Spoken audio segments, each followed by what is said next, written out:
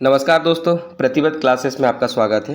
इस वीडियो में हमने असिस्टेंट प्रोफेसर एग्जामिनेशन राजनीति विज्ञान विषय के यूनिट 9 और यूनिट 10 के प्रश्नों को समाहित किया हुआ है। इससे पहले हम 5 वीडियो आपके लिए ला चुके हैं। ये 6वां वीडियो है। तो चलिए बिना देरी किए हुए आरंभ करते हैं। आज का हमारा पहला प्रश्न है, मंत्रियों की 3 श्रेणियां प्रचलित हैं, इसमें से कौन शामिल नहीं है। आपको ऑप्शन दिए हैं। ऑप्शन ए में है कैबिनेट मंत्री, बी राज्य मंत्री, सी उप मंत्री या राज्य मंत्री स्वतंत्र प्रभार और डी है विशेष कार्य मंत्री। इसका सही उत्तर हो जाएगा ऑप्शन नंबर डी।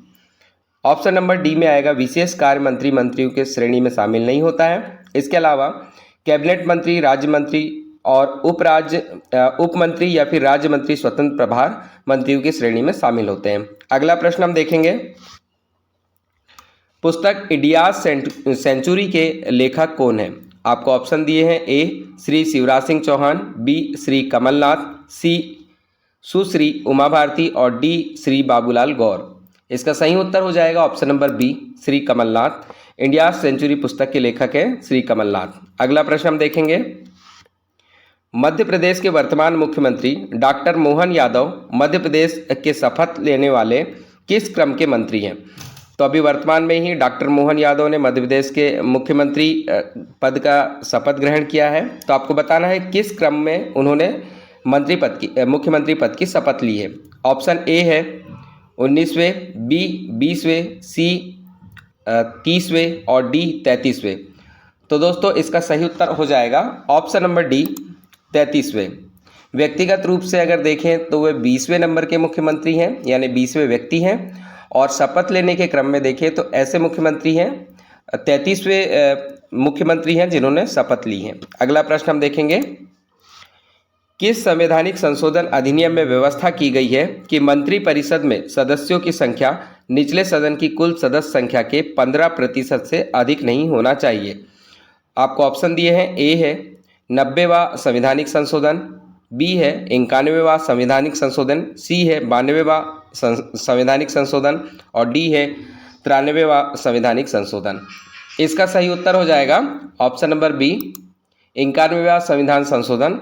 इसमें व्यवस्था की गई है कि जो मंत्रिपरिषद है उसका जब भी गठन किया जाएगा तो निचले सदन के कुल सदस्य संख्या से 15% से अधिक व्यक्तियों को मंत्री नहीं बनाया जा सकता है। अगला प्रश्न है, वर्तमान में मध्य प्रदेश विधानसभा में नेता प्रतिपक्ष है। तो आपको वर्तमान समय में आपको नेता प्रतिपक्ष बताना है। Option A Kamal Nath, B Govind Singh, C Umang Singhar और डी प्रद्युम्न सिंह तोमर। तो दोस्तों इसका सही उत्तर हो जाएगा option number C, Umang Singhar. तो उमंग सिंघार वर्तमान में मध्य प्रदेश विधानसभा में नेता प्रतिपक्ष हैं। और सदन के नेता की बात करें तो डॉक्टर मोहन यादव इस समय सदन के नेता हैं। अगला प्रश्न हम देखेंगे, मध्य प्रदेश विधानसभा के किस कार्यकाल के बाद नेता प्रतिपक्ष की घोषणा का उल्लेख मिलता है। तो आपको बताना है किस कार्यकाल में, यानी कौन सी विधानसभा में नेता प्रतिपक्ष की घोषणा का उल्लेख मिलता है। ऑप्शन ए है द्वितीय विधानसभा, बी तृतीय विधानसभा, सी चतुर्थ विधानसभा और डी पंचम विधानसभा। इसका सही उत्तर हो जाएगा ऑप्शन नंबर डी, पंचम विधानसभा। यानी जब 5वीं विधानसभा आई थी उसके बाद से ही नेता प्रतिपक्ष की घोषणा का उल्लेख मिलता है। 5वीं विधानसभा की बात करें तो ये 1972 से लेकर 1977 के दौरान आई थी। और इसके कार्यकाल के दौरान श्री कैलाश जोशी नेता प्रतिपक्ष थे और उसके बाद से निरंतर नेता प्रतिपक्ष की मान्यता संबंधी घोषणा की गई है। लेकिन उससे पहले की अगर बात करें, पहली विधानसभा से लेकर चौथी विधानसभा तक, तो उस समय कोई भी ऐसा मान्यता प्राप्त दल नहीं था। मान्यता प्राप्त दल नहीं हो पाने के कारण नेता प्रतिपक्ष के लिए कोई ऐसा नेता नहीं बनाया गया था और इसलिए प्रॉपर तरीके से नेता प्रतिपक्ष की घोषणा नहीं की गई थी। अगला प्रश्न हम देखेंगे, मध्य प्रदेश के अस्तित्व में आने के बाद से वर्तमान समय तक मुख्यमंत्री की कितनी शपथ हुई है। ऑप्शन ए 25, बी 28, सी 31 और डी 33। सही उत्तर है ऑप्शन नंबर डी 33। इससे पहले हमने ये प्रश्न कर चुके हैं। डॉक्टर मोहन यादव ने 33वें नंबर के शपथ ली है मुख्यमंत्री पद को धारण करने से पहले। अगला प्रश्न हम देखेंगे, आंग्ल भारतीय समुदाय का विधानसभा में प्रतिनिधित्व नहीं होने पर राज्यपाल एक सदस्य को मनोनीत कर सकता था, किस अनुच्छेद में दिया गया था? ऑप्शन दिया है, ऑप्शन ए अनुच्छेद 330, ऑप्शन बी अनुच्छेद 331, ऑप्शन बी अनुच्छेद 332 और डी अनुच्छेद 333। तो आपको यहाँ पे ये बताना है कि आंग्ल भारतीय समुदाय का विधानसभा तथा लोकसभा दोनों में ही प्रतिनिधित्व होता था। अब आंग्ल समुदाय का विधानसभा और लोकसभा दोनों में प्रतिनिधित्व नहीं है, लेकिन आपको बताना है कि किस अनुच्छेद के तहत दोनों ही स्थान पे आंग्ल भारतीय समुदाय के व्यक्ति का प्रतिनिधित्व का पद होता था, यानी उन्हें प्रतिनिधित्व दिया जाता था। आपको ऑप्शन दिए हैं अनुच्छेद 330, बी अनुच्छेद 331, सी अनुच्छेद 332 और डी अनुच्छेद 333। सही उत्तर हो जाएगा ऑप्शन नंबर डी अनुच्छेद 333। आंग्ल भारतीय समुदाय का विधानसभा में प्रतिनिधित्व नहीं होने पर राज्यपाल एक सदस्य को मनोनीत कर सकता था, जिसके अनुच्छेद में दिया गया जो अनुच्छेद 330 में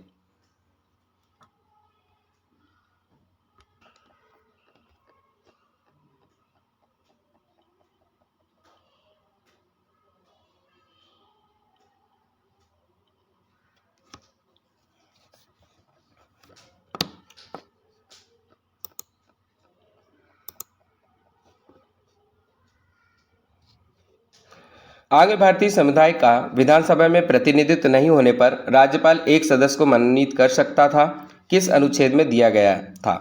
तो आपको बताना है उस अनुच्छेद के बारे में जिस अनुच्छेद में यदि विधानसभा में कोई आंग्ल भारतीय नहीं है तो राज्यपाल उसे मनोनीत कर सकता है। आपको अनुच्छेद दिए हैं अनुच्छेद 330, बी है अनुच्छेद 331, सी अनुच्छेद 332 और डी है अनुच्छेद 333। तो दोस्तों इसका सही उत्तर हो जाएगा ऑप्शन नंबर डी अनुच्छेद 333 के आधार पर अगर विधानसभा में आंग्ल भारतीय व्यक्ति का प्रतिनिधित्व नहीं मिलता है तब राज्यपाल किसी एक आंग्ल भारतीय सदस्य को यहाँ पे मनोनीत कर सकता था, लेकिन ये अनुच्छेद वर्तमान में हटा दिया गया है। अगले प्रश्नों में हम देखेंगे मध्य प्रदेश में बुलडोजर मंत्री के नाम से कौन प्रसिद्ध थे? तो आपको बताना है मध्य प्रदेश में बुलडोजर मंत्री किसे कहा जाता था? Option A Shivraj Singh Chouhan, B Babulal Gaur, C Digvijaya Singh और डी सुंदरलाल पटवा। इसका सही उत्तर ऑप्शन नंबर बी हो जाएगा बाबूलाल गौर, जिन्हें मध्य प्रदेश में बुलडोजर मंत्री के नाम से जाना जाता था। अगला प्रश्न है राज्य के परिप्रेक्ष्य में किसके हस्ताक्षर से कोई भी विधेयक अधिनियम बनता है? आपको ऑप्शन दिए हैं, ऑप्शन ए मुख्यमंत्री, बी राज्यपाल, सी विधानसभा अध्यक्ष और डी राष्ट्रपति। इसका सही उत्तर हो जाएगा ऑप्शन नंबर बी राज्यपाल। राज्य के परिप्रेक्ष्य में राज्यपाल के हस्ताक्षर से कोई भी विधेयक अधिनियम बन जाता है। अगला प्रश्न देखेंगे राज्यपाल द्वारा अध्यादेश जारी करने के विषय में गलत कथन का चयन करें। तो राज्यपाल के पास अध्यादेश की शक्ति होती है, आपको उसके विषय में बताना है गलत कथन कौन सा है। ऑप्शन ए है 6 सप्ताह की अवधि के पश्चात अध्यादेश प्रभावहीन हो जाता है, बी राज्यपाल द्वारा जारी अध्यादेश का वही बल और प्रभाव होता है जो राज्य विधानमंडल द्वारा निर्मित विधि का होता है, ऑप्शन सी है अनुच्छेद 213 के अंतर्गत संविधान के अनुरूप शासन नहीं चलने पर स्वविवेक से राज्यपाल अध्यादेश जारी करता है, और ऑप्शन डी है अध्यादेश तभी जारी किया जाता है जब राज्य का विधानमंडल सत्र में नहीं चल रहा हो। तो दोस्तों इसका सही उत्तर हो जाएगा ऑप्शन नंबर सी अनुच्छेद 213 के अंतर्गत संविधान के अनुरूप शासन नहीं चलने पर स्वविवेक से राज्यपाल अध्यादेश जारी नहीं कर सकता है, लेकिन यहाँ पे दिया है जारी कर सकता है, इसलिए कथन जो है वो गलत है। अगला प्रश्न हम देखेंगे मध्य प्रदेश के ऐसे मुख्यमंत्री जिनके कार्यकाल में 2 बार राष्ट्रपति शासन लगाया गया। तो ऐसे मुख्यमंत्री का नाम बताना है जिनके कार्यकाल में 2 बार राष्ट्रपति शासन लगा है।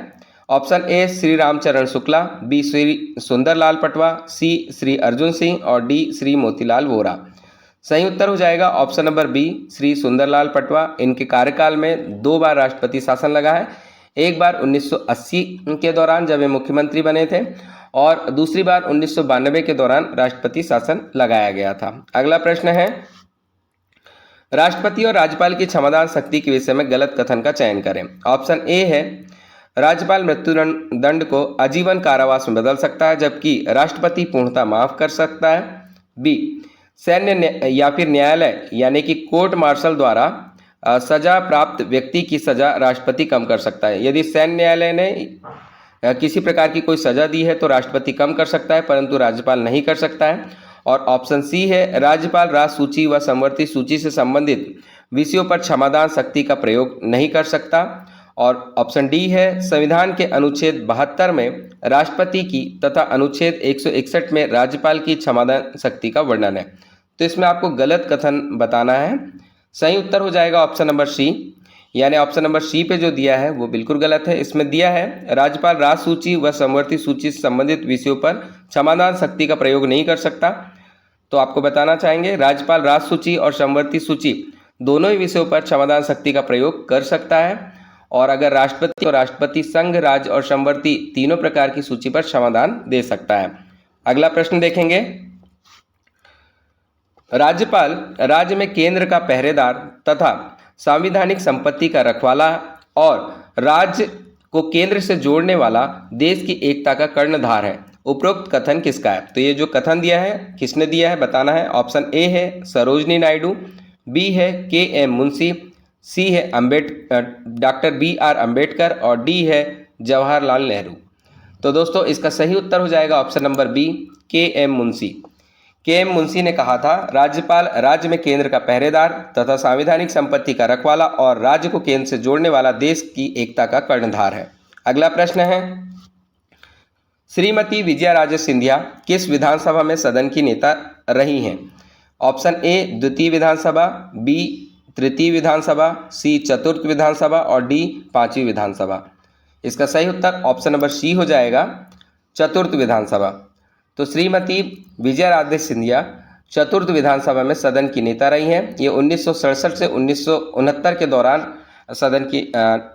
सदन पे जब मुख्यमंत्री श्री गोविंद नारायण सिंह पदस्थ थे, उसी दौरान सदन की नेता के रूप में इन्होंने अपना कार्य दिया है। अगला प्रश्न देखेंगे, मध्य प्रदेश विधानसभा के प्रथम नेता प्रतिपक्ष किसे माना जाता है? Option A Shri Vishwanath Yadav Rao Tamaskar, option B है श्री चंद्र प्रताप तिवारी, ऑप्शन सी है श्री वीरेंद्र कुमार शक्लेचा और ऑप्शन डी है श्री कैलाश जोशी।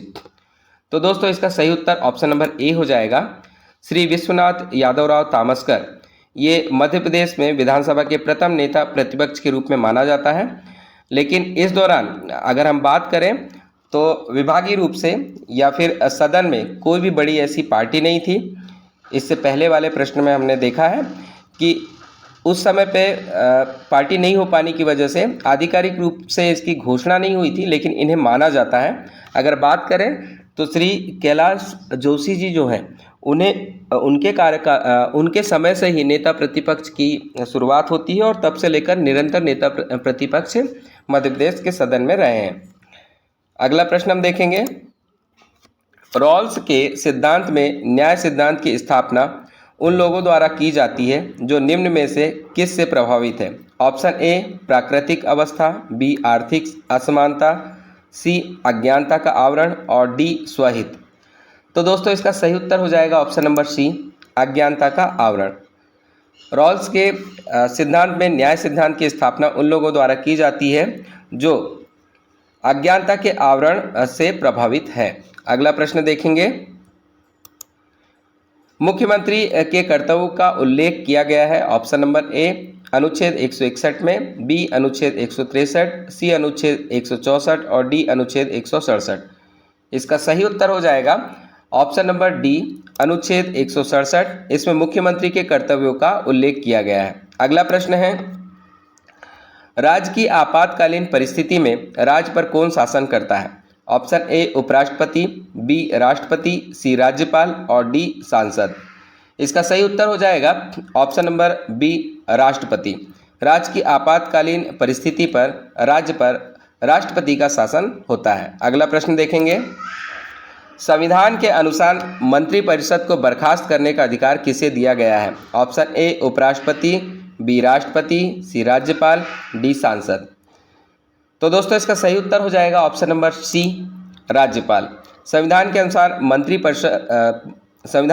मंत्रिपरिषद को बर्खास्त करने का अधिकार राज्यपाल को दिया गया है और ये संविधान के अनुच्छेद 164 के खंड 1 और खंड 2 में वर्णित है। अगला प्रश्न देखेंगे, मुख्यमंत्री के संबंध में गलत कथन का चयन करें। ऑप्शन ए है वह राज्य योजना बोर्ड का अध्यक्ष होता है, बी वह राज्य सरकार का मुख्य प्रवक्ता होता है, सी वह सेवाओं का राजनीतिक प्रमुख होता है और डी आपातकाल के दौरान शासन चलाता है।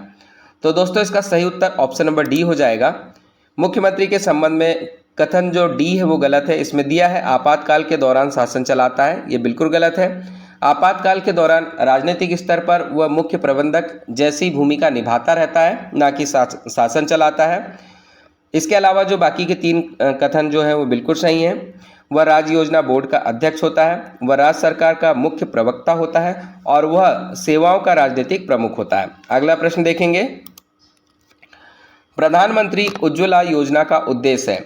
तो आपको बताना है प्रधानमंत्री उज्ज्वला योजना क्यों लाई गई थी। ऑप्शन ए गरीबी रेखा से नीचे के परिवारों की महिलाओं को निःशुल्क LPG वितरण, बी निर्धन परिवारों को निःशुल्क बिजली कनेक्शन का वितरण, सी ग्रामीण क्षेत्रों में निःशुल्क सोलर पैनल का वितरण और डी विद्यालयों में निर्धन विद्यार्थियों को निःशुल्क दूध का वितरण।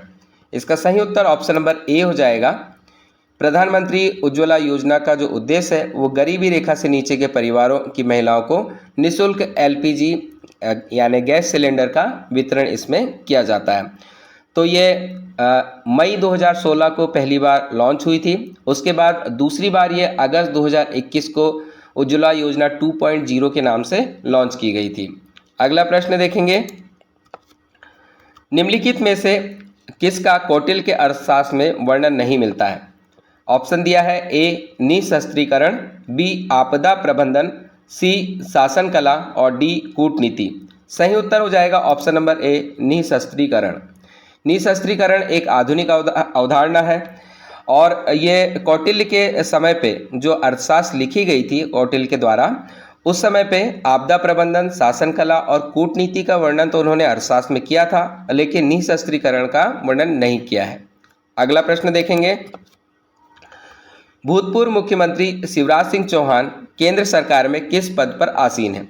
ऑप्शन ए है कृषि ग्रामीण विकास मंत्री, कृषि एवं ग्रामीण विकास मंत्री, बी सामाजिक न्याय मंत्री, सी दूरसंचार और पूर्वोत्तर क्षेत्र विकास मंत्री और डी महिला एवं बाल कल्याण मंत्री। तो दोस्तों सही उत्तर ऑप्शन नंबर ए हो जाएगा। भूतपूर्व मुख्यमंत्री शिवराज सिंह चौहान जो मध्य प्रदेश के मुख्यमंत्री रहे हैं, वे वर्तमान में केंद्र सरकार में कृषि एवं ग्रामीण विकास मंत्री के रूप में पदस्थ हैं और ये कैबिनेट मंत्री हैं। अगला प्रश्न देखेंगे, विधानसभा के संदर्भ में विधानसभा पटल पर सरकारी नीतियों की घोषणा कौन करता है। ऑप्शन ए राज्यपाल, बी मुख्यमंत्री, सी राष्ट्रपति और डी मंत्रिमंडल। सही उत्तर ऑप्शन नंबर बी हो जाएगा, मुख्यमंत्री। विधानसभा के संदर्भ में विधानसभा पटल पर सरकारी नीतियों की घोषणा मुख्यमंत्री के द्वारा की जाती है। अगला प्रश्न देखेंगे, मुख्यमंत्री के वेतन और भत्ते का निर्धारण कौन करता है। ऑप्शन ए राज्यपाल द्वारा किया जाता है, बी मंत्रिमंडल द्वारा किया जाता है, सी राज्य विधायिका द्वारा निर्धारित होता है और डी वित्त विभाग जिम्मेदार होता है। तो इसका सही उत्तर हो जाएगा ऑप्शन नंबर सी, राज्य विधायिका द्वारा निर्धारित होता है। तो राज्य विधायिका जो भी निर्धारण करती है उसके आधार पर मुख्यमंत्री के वेतन और भत्ते दिए जाते हैं। अगला प्रश्न है, मुख्यमंत्री के संबंध में गलत कथन का चयन करें। ऑप्शन ए है मुख्यमंत्री की नियुक्ति राज्यपाल द्वारा अनुच्छेद 164 के अनुसार की जाती है। ऑप्शन बी है राज्यपाल किसी को भी मुख्यमंत्री नियुक्त करने के लिए स्वतंत्र है। सी है विधानसभा में बहुमत दल के नेता को ही राज्यपाल उस राज्य का मुख्यमंत्री नियुक्त करता है और डी है पद एवं गोपनीयता की शपथ मुख्यमंत्री को राज्यपाल के द्वारा ही दिलवाई जाती है। तो दोस्तों इसका सही उत्तर हो जाएगा ऑप्शन नंबर बी, यानी ऑप्शन नंबर बी में जो दिया है वो गलत है। इसमें दिया है राज्यपाल किसी को भी मुख्यमंत्री नियुक्त करने के लिए स्वतंत्र है, तो ये बिल्कुल गलत कथन है। राज्यपाल ऐसे ही किसी को भी मुख्यमंत्री नियुक्त नहीं कर सकते हैं। विधानसभा में प्रायः जो बहुमत दल का नेता होता है उसे ही राज्यपाल मुख्यमंत्री पद के लिए योग्य मानते हैं और उन्हें नियुक्ति के लिए बुलाया जाता है, अवसर दिया जाता है और उन्हें नियुक्त किया जाता है। अगला प्रश्न देखेंगे, नीति आयोग का चेयरमैन कौन है। ऑप्शन ए गृह मंत्री, बी वित्त मंत्री, सी राष्ट्रपति और डी प्रधानमंत्री। इसका सही उत्तर हो जाएगा ऑप्शन नंबर डी प्रधानमंत्री।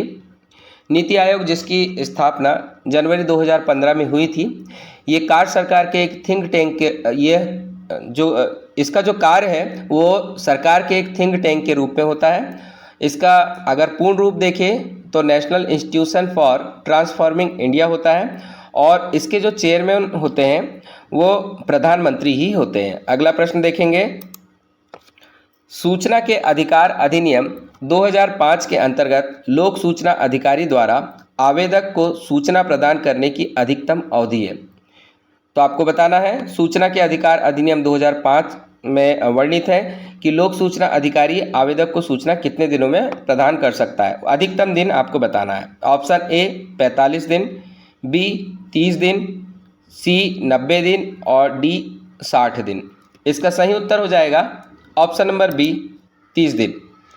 सूचना अधिकार अधिनियम 2005 के अंतर्गत 30 दिन में जन सूचना अधिकारी यानी PIO भी बोलते हैं जिसे, उसके मामले में 30 दिन में सूचना देनी होती है।